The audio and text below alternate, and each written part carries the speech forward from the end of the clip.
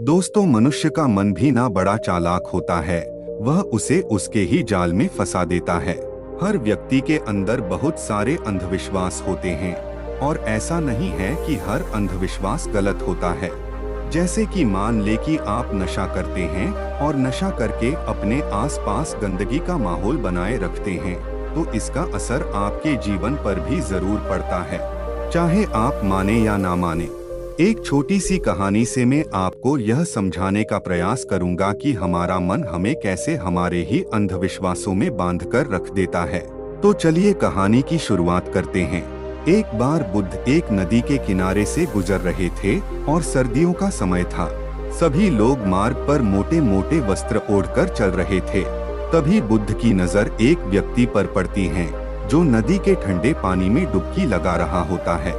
बुद्ध उस व्यक्ति को देखकर थोड़ा आश्चर्यचकित होते हैं, क्योंकि वो व्यक्ति कांप भी रहा था और नहा भी रहा था।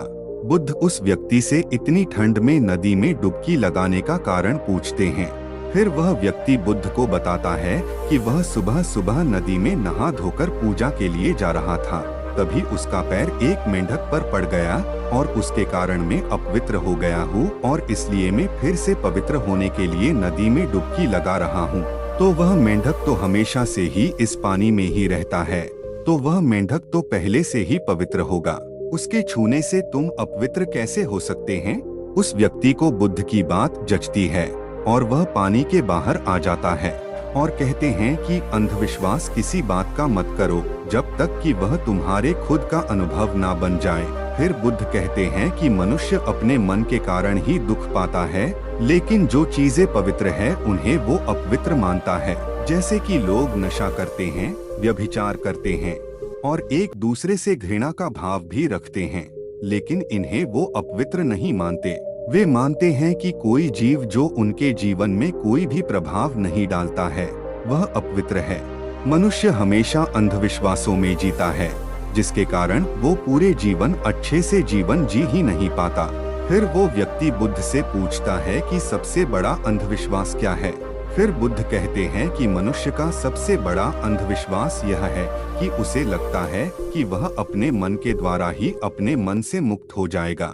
तुम अपने चारों तरफ देखो, तुम पाओगे कि हर व्यक्ति अपने ही मन के जाल में उलझा हुआ है। कोई डर हुआ है तो कोई उम्मीदों में जी रहा है और किसी को यह लगता है कि कल सब कुछ ठीक हो जाएगा। लेकिन वास्तविकता यह है कि जब तक मनुष्य अपने मन को नहीं समझेगा तब तक कुछ भी ठीक नहीं हो सकता और यही शाश्वत सत्य है। वह व्यक्ति बुद्ध से पूछता है कि मन को कैसे समझा जाता है। बुद्ध कहते हैं कि जागरूकता के द्वारा। पूरे दिन में जब भी याद आए जागरूक होकर देखो कि तुम्हारा मन तुमसे क्या करवा रहा है। तुम्हारा मन बार बार तुम्हें भुलाने का प्रयास करेगा, लेकिन तुम्हें बार बार प्रयास करते रहना है। तुम्हें दिन में ये बार बार देखना है कि क्या तुम उसी रास्ते पर जा रहे हो जो तुम्हें वहां तक पहुंचाएगा जहां तुम जाना चाहते हो, क्योंकि यही सूत्र है अपने मन को समझकर मन से मुक्त होने का।